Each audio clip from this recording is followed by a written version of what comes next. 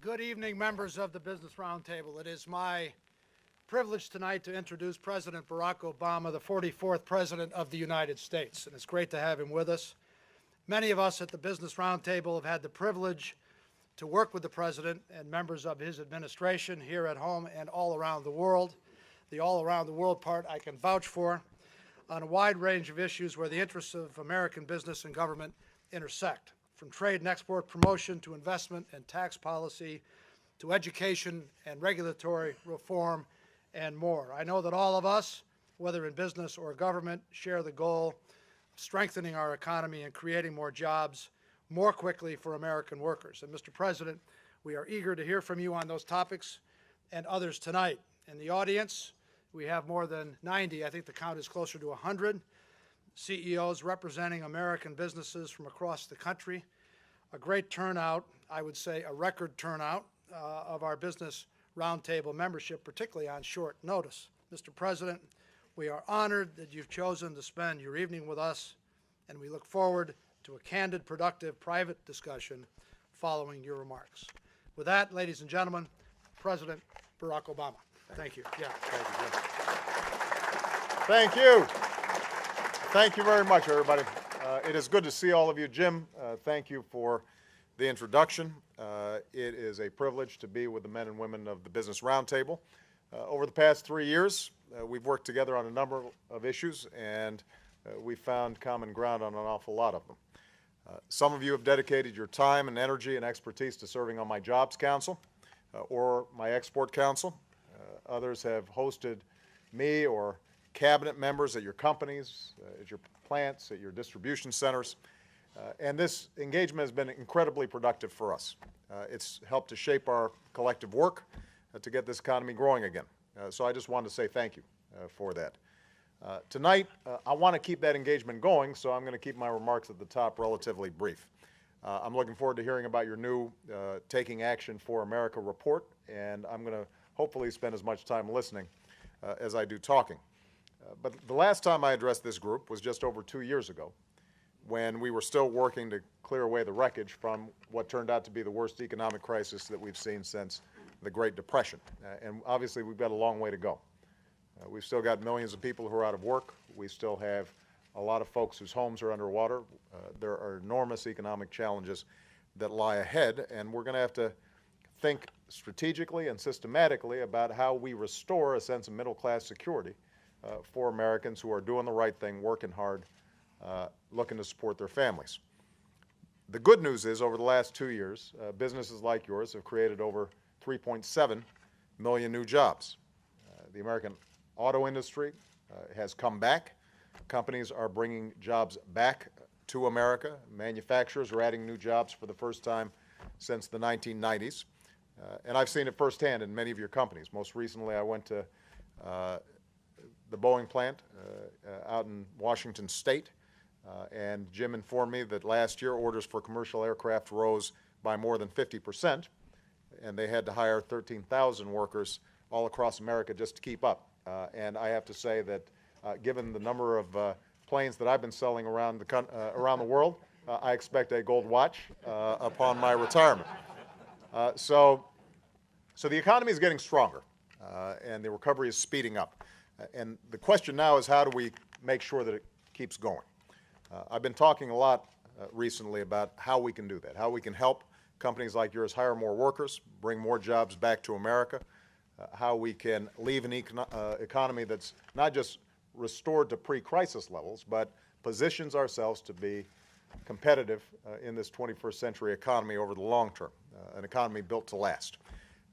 I think we have to focus on our core strengths: American manufacturing, American energy, American innovation, the best skills and education for American workers. Right now, on the manufacturing front, I think we've got a huge opportunity. What's happened in the auto industry can happen in other areas. And we've got to make sure that we understand, even though manufacturing will not be the same percentage of our economy as it once was, it still remains this incredible multiplier for services and consumers and prosperity all across America. That's why I want to thank Andrew Liveris. Where's Andrew? there he is. Andrew is helping us do some terrific work as part of our advanced manufacturing partnership. And obviously part of our job as the federal government is to make sure that the R&D, the basic research is continuing to be done, and figuring out how we commercialize that, create products here in America and sell them all around the world is going to be absolutely critical. Thanks to new bipartisan trade agreements that I've signed with Panama, Colombia, and most significantly South Korea, we're on track to meet our goal of doubling American exports over the next 5 years. And I know the BRT was very helpful in making sure that that happened. I think I've shown that I will go anywhere in the world to open new markets for American goods. That's why we worked so hard to secure Russia's invitation into the WTO. That's why I have asked Congress to repeal Jackson-Vanik to make sure that all your companies and American companies all across the country can take advantage of it. And that's something that we're going to need some help on. This is about creating a level, rules-based playing field in the growing Russian market. Because when it comes to competing for the jobs in the industries of tomorrow, no foreign company should have an advantage over American companies.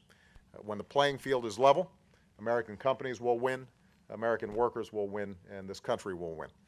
And one of the most important things Congress can do right now for companies like yours to sell your ideas and your products and your services around the world is to reauthorize the Export-Import Bank at the appropriate funding level. This is something that we're going to be focused on in the coming weeks and months. You know, during the financial crisis, trade finance dried up all around the world, and the Ex-Im Bank lived up to its mission. It stepped up to fill the void at record levels and at no cost to taxpayers. In fact, since 2005, Ex-Im has returned billions back to the U.S. Treasury. So this is a smart thing to do for American businesses and American jobs. It is an indispensable resource for our exporters, especially since many of your competitors are getting aggressive financing from their governments. So I'm asking your help in making sure Congress does the right thing on this front. I've also shown that I won't stand by when our competitors don't play by the rules. A lot of you are expanding into growth markets, in emerging markets, in Asia, Pacific region, but many of you, at least privately, have indicated to me that it gets harder and harder to do business there in terms of protecting your intellectual property, competing against indigenous innovation laws. And so what we are doing is setting up a trade enforcement unit to aggressively investigate and counter unfair trade practices all around the world, including countries like China. And if you're a CEO that's willing to bring jobs back to America, we want to do everything we can to help you succeed. That means working together to reform our tax system so that we are rewarding companies that are investing here in the United States, making sure that we are able to cut our tax rate here but also broaden the base.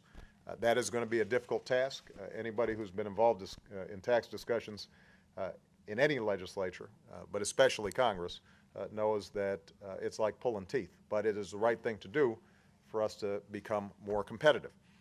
We're also going to have to make significant investments in American energy. I am very proud of the fact that American energy output is reaching record levels.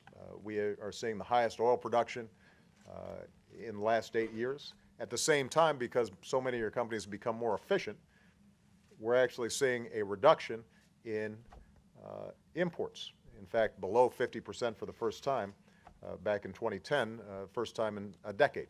But we've got more work to do, and it's going to require an all-of-the-above strategy. Obviously, folks are getting killed right now with gas prices, and that has an impact on all your companies because consumers are more price sensitive when it comes to filling up their gas tank than just about anything else.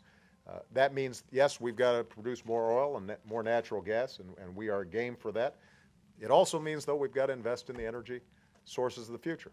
We've got to invest in clean energy. We've got to invest in efficiency. We've got to make sure that the advanced batteries for electric cars, for example, are manufactured here in the United States. And then the final thing we're going to have to do is make sure that we have the skills and the training for our workers that are unmatched around the world. There's been a lot of talk about education reform. We've actually implemented education reform. And we've been able to get more than 40 states to raise standards, to start looking at best practices, to figure out how we can train teachers more effectively, make sure the teachers who aren't doing a good job are getting the kind of training they need, or they're not in the classroom, but also rewarding those folks who are stepping up to the plate and making sure our kids are prepared. It also means matching up companies with our community colleges to train people for the jobs that actually exist. And I know that companies like Siemens and UPS are doing a great job on this front. We want to continue to push that forward. Two last points. One is I will not give up on the need for us to rebuild America's infrastructure. When you think about your own businesses, if you know that you've got to make some capital investments and interest rates are historically low and it is a buyer's market, you act, understanding that you've got to project 5 years out, 10 years out, 20 years out. Well, that's the situation our country faces. I make no apologies for being chauvinistic when it comes to wanting to have the best airports, the best roads, the fastest broadband lines, the best wireless connections here in the United States of America. And now's the time for us to do it. And we're going to need BRT's help. That will be good for business. It will allow you to move goods and services more quickly around the world. It will put people back to work. It will be a boost for our economy, and it will increase our productivity and efficiency over the long term. And the final thing I just want to make mention of is the issue of how we pay for all these things. There obviously over the last couple of years has been an enormous debate about deficits and debt, and I'm sure we'll have a chance to talk about that more during the Q&A.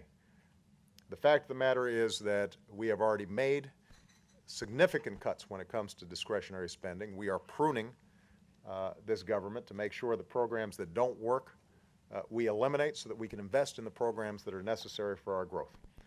We're going to have to make some continued reforms when it comes to particularly our healthcare system because it is still too expensive and we've got an aging population that we're going to have to take care of. But we're also going to have to deal with revenue.